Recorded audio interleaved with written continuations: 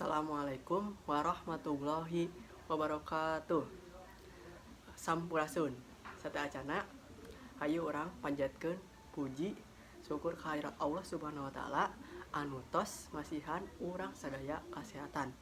Teras oge sholawat sinareng salam mugia tetep kacurah limpahkeun ka junjungan alam Nabi Muhammad sallallahu alaihi wasallam.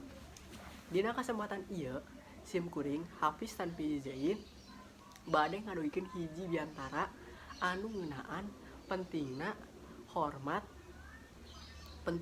urang hormat kanu arana indung jeung bapa.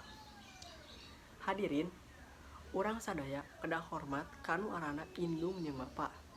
Kusabab dua jalmi eta teh mangrupakeun jalmi anu penting, anu gede pisan pangaruhna kana kahirupan urang sadaya.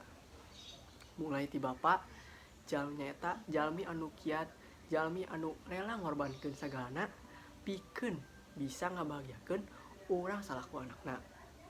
Teras oge indung, jalmi anu mulia pisan, jalmi anu teu kaitung jasa-jasana mulai ti ngandung, ngalahirkeun, ngarawat, nganyusuan, ngagedekeun jeung ngadidik urang salaku anakna nepi ka ayeuna ieu.